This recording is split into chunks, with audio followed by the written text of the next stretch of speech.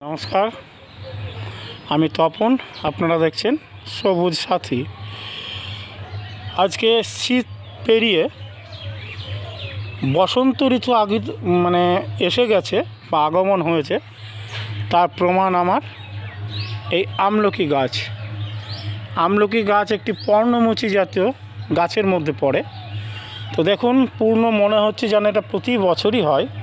প্রথম যে বছর আমি টবে লাগানো ছিল সে বছর আমি ভেবেছিলাম যে গাছটি হয়তো মরে যাচ্ছে, কিন্তু না, পরে জানতে পারলাম এটা একটি পর্ণমোচী গাছ, যেটা বসন্ত ঋতুর আগমনে পুরো পাতা ঝরে গিয়ে আবার আস্তে আস্তে সে নতুন পাতা নিয়ে চলে আসবে।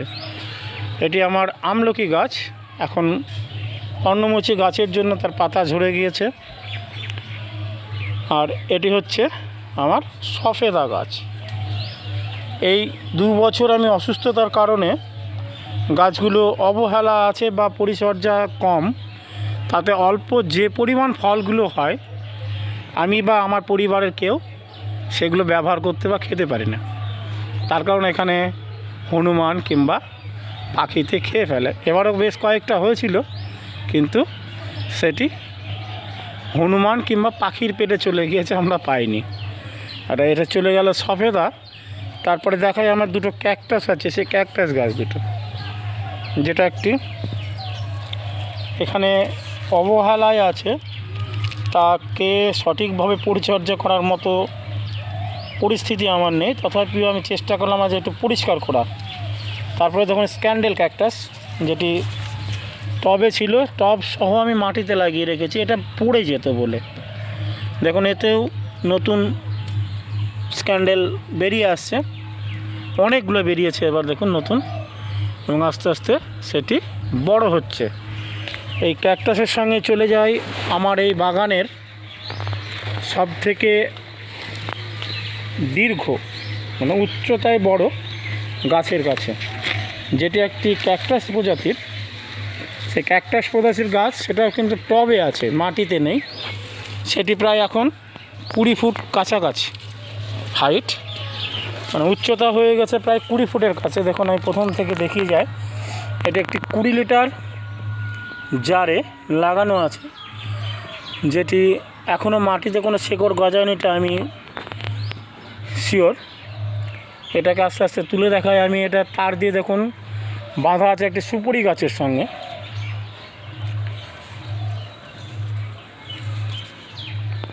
এটা আমার সব থেকে বড় পাওনা, যে এত বড় একটা ক্যাকটাস গাছ আমার বাগানে আছে। এটা একটা সুপুরি গাছের সঙ্গে বাঁধা আছে, যেটি যত রোদ বসন্তকাল পেরিয়ে যখন আমাদের গরম ঋতু আসবে, চৈত্র বৈশাখ মাসে, দেখুন আস্তে আস্তে বসন্তের রোদের চাহিদা বাড়ার সঙ্গে সঙ্গে এগুলোর পাতাগুলো লাল হতে শুরু করেছে। দেখুন ছোট্ট যে পাতাগুলো বেরোচ্ছে লাল, এইভাবেই গোটা গাছটিতে প্রায় লাল রঙ এসে যাবে। এটা হচ্ছে লাল ক্যাকটাস। আর এটা হচ্ছে আমার সবথেকে ভালো একটি গাছ, যেটি এই গাছগুলি সব একসঙ্গে আমার লাগানো অনেক দিন আগে। এটা হচ্ছে আমার কারি পাতা গাছ। এ প্রচুর পরিমাণে ফুল হয়, তার সঙ্গে বড় ফল হয়।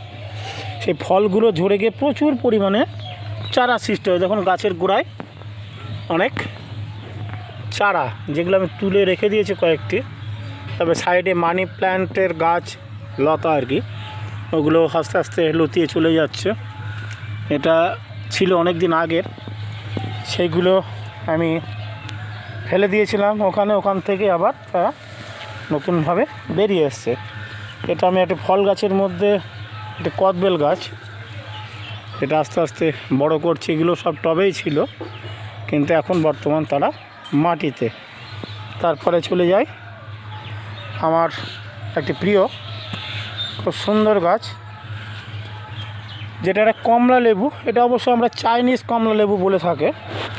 যারা আমার থেকে সিনিয়র, যারা আমার থেকে ভালো গাছ সম্বন্ধে বোঝেন, তিনাদের নাম দেওয়া নামেই আমি বলে থাকি। দেখুন নতুন ডগা, নতুন শাখা বেরোচ্ছে, থেকে ফুল বেরোবে। ফুলও কিছু কিছু জায়গায় এসেছে, এই যে ফুল দেখা যাচ্ছে, এগুলো হচ্ছে চাইনিজ কমলা লেবু। এটা ফল হলেও এবার 5টি ফল ছিল, হনুমানে এসে খেয়ে নিয়েছে। তো তারপরে যাই আমার জামরুল গাছ। জামরুল গাছে প্রচুর পরিমাণে জামরুল হয়েছিল এবং জামরুলটি আমরা সকলে মিলেই খেয়েছি। এটা গেল আমার জামরুল গাছ। তারপরে ফল গাছগুলোকে দেখাই। এটা হচ্ছে আমার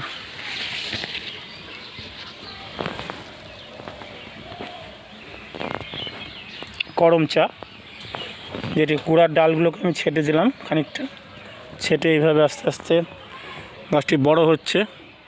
করম চা শাখা পোশাকে বেরিয়েছে এবং প্রচুর পরিমাণে গাছটিতে করম চা হয়।